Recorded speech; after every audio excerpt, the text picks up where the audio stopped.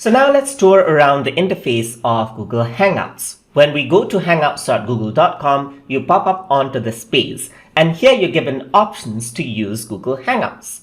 On the top right hand side, you can access your account, settings right there. On the top right here, you can access other Google apps.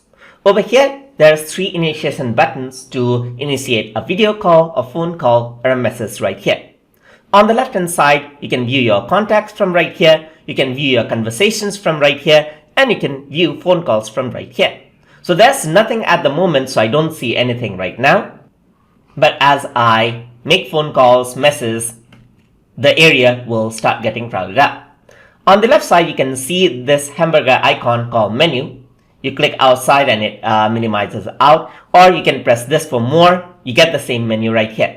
You can then access the contact, the conversation, and phone calls from over here as well. And then you can invite other people to join a conversation over here. Here you have links to different applications for Android, for iOS, for Google Chrome, and Hangouts Dialer. For example, if I were to press Android, it'll open up the Google Play Store for the Hangouts application, just like that. I can go over here and onto the settings right here to arrange out the settings for Google Hangouts right here. And over here, you can see there's help and feedback to learn more about how you can start using Google Hangouts. So we're going to explore all of these features in the upcoming lessons. So if you guys learned something as always, please like, comment, share, and subscribe.